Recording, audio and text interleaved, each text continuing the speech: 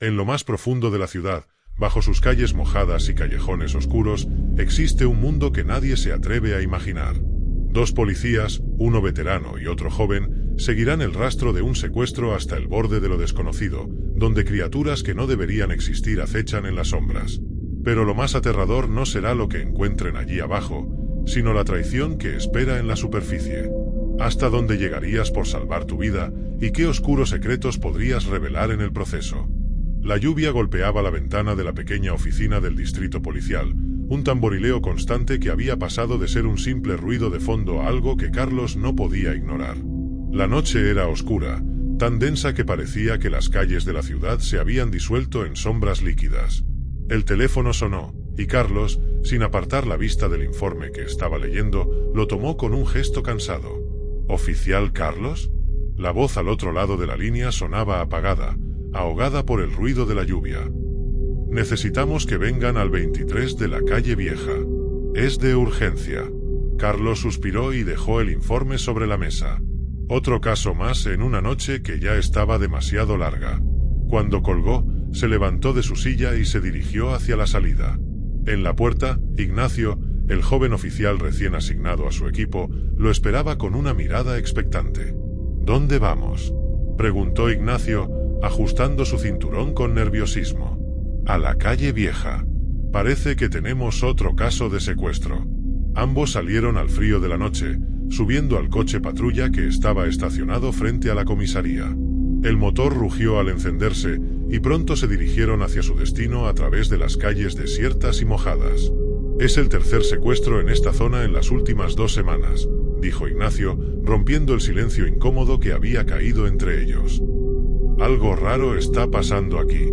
Carlos asintió, su mirada fija en la carretera. Lo sé. Y lo peor es que no hemos encontrado ni una pista sólida. Pero esta vez, algo me dice que estamos cerca. El coche se detuvo frente a un edificio viejo y descuidado. Las luces parpadeaban débilmente en las ventanas sucias, y el letrero de alquilado colgaba torcido sobre la puerta. La calle estaba vacía, excepto por un gato que corría bajo la lluvia para refugiarse en un callejón cercano. Vamos, dijo Carlos, abriendo la puerta del coche.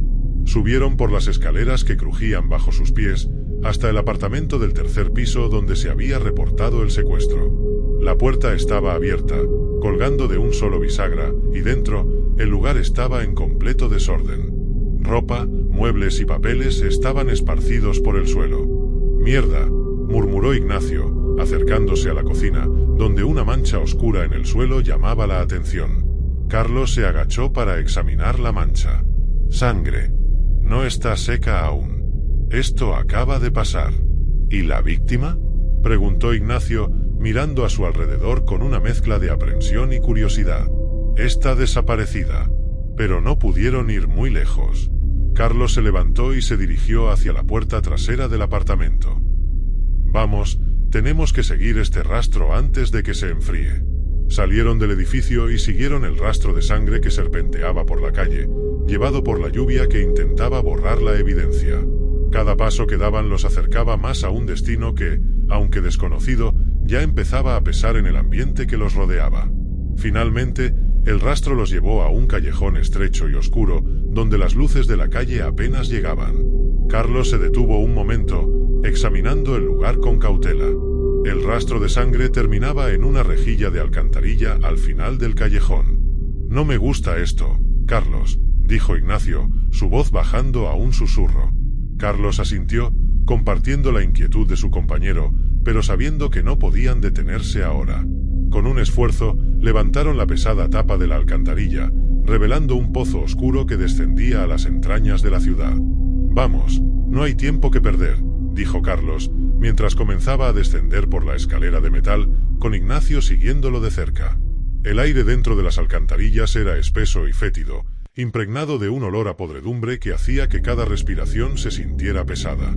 Las paredes estaban cubiertas de moho y humedad, y el sonido del agua corriendo por los canales cercanos resonaba en el ambiente, amplificando cada pequeño ruido. Con sus linternas en mano, los dos oficiales comenzaron a avanzar por el túnel, siguiendo el rastro de sangre que ahora se mezclaba con el lodo y los desechos del subsuelo. La tensión era palpable y cada paso que daban los adentraba más en lo que sentían que era una trampa. Finalmente, llegaron a una bifurcación en el túnel. A la derecha, el camino parecía continuar sin fin en la oscuridad. A la izquierda, una abertura más grande conducía a lo que parecía ser una cámara más amplia. Carlos levantó la mano, señalando hacia la izquierda. «Por aquí. Algo me dice que estamos cerca». Ignacio asintió, tragando saliva mientras lo seguía.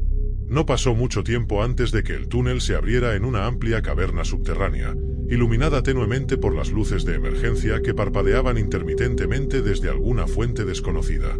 Lo que vieron en ese lugar les heló la sangre. Había montones de cuerpos apilados en un rincón, algunos parcialmente devorados, otros en avanzado estado de descomposición. Y, alrededor de ellos, criaturas humanoides con piel pálida, ojos vacíos y afilados colmillos en lugar de dientes, se movían inquietamente. Sus cuerpos eran delgados y encorvados, con extremidades alargadas que terminaban en garras afiladas. Algunos trepaban por las paredes húmedas y sucias con una agilidad que no parecía natural, mientras otros se arrastraban por el suelo, olfateando el aire con sus dos orificios nasales en lugar de una nariz. Carlos e Ignacio se quedaron inmóviles, apenas respirando mientras observaban la escena con horror. Era como si el tiempo se hubiera detenido y la realidad que conocían se hubiera desmoronado ante sus ojos. Carlos, con toda su experiencia, jamás había visto algo así, y en el rostro de Ignacio, la mezcla de terror y asombro era evidente. Las criaturas parecían ignorar a los dos policías por el momento, ocupadas en sus macabros quehaceres. Pero una de ellas, más grande que las otras, alzó la cabeza y olfateó el aire con fuerza, como si hubiera captado algo inusual. Carlos hizo un gesto con la mano, indicando a Ignacio que retrocediera lentamente. Pero antes de que pudieran moverse, la criatura más grande giró la cabeza hacia ellos, sus ojos vacíos fijos en los dos hombres. El silencio que había llenado la caverna fue roto por un gruñido bajo y gutural que resonó en las paredes del túnel. Las demás criaturas se detuvieron, sus cabezas girándose al unísono hacia los intrusos. El tiempo parecía haberse ralentizado mientras la tensión alcanzaba su punto máximo. Una de las criaturas, una de las más pequeñas, comenzó a acercarse lentamente a Ignacio, olisqueando el aire con curiosidad. Ignacio, paralizado por el miedo, no pudo moverse. El ser se acercó lo suficiente como para que su aliento fétido se sintiera en la piel de Ignacio, quien temblaba de pies a cabeza. «No te muevas», murmuró Carlos en un susurro apenas audible, su mano aferrando con fuerza la pistola que tenía en el cinturón. Pero el instinto de supervivencia de Carlos fue más fuerte que la cautela. Con un rápido movimiento, sacó su arma y disparó. La bala atravesó la cabeza de la criatura, que cayó al suelo con un sonido sordo. El disparo resonó en la caverna, amplificado por las paredes de piedra. Durante un breve instante, el silencio regresó, pero solo para ser sustituido por una cacofonía de gruñidos y chillidos. Las criaturas se lanzaron hacia los dos policías en un frenesí desenfrenado. «¡Vamos!», gritó Carlos, empujando a Ignacio hacia la entrada del túnel por donde habían venido. Los dos hombres corrieron por sus vidas, el eco de sus pasos resonando en el estrecho túnel mientras las criaturas los perseguían. Podían escuchar el sonido de las garras rasgando las paredes y el suelo, y los gruñidos cada vez más cerca. El túnel parecía alargarse infinitamente, y el pánico empezaba a apoderarse de Ignacio, que sentía que su corazón iba a estallar en cualquier momento. Carlos, más experimentado, se mantenía concentrado, intentando recordar cada giro y cada recodo que los llevara de regreso a la salida. Finalmente, después de lo que pareció una eternidad, divisaron la escalera que los llevaría de vuelta a la superficie. La tapa de la alcantarilla, que habían dejado abierta, dejaba entrar un pequeño rayo de luz desde la calle. Era su única esperanza. «¡Rápido!», gritó Carlos, mientras llegaban a la escalera.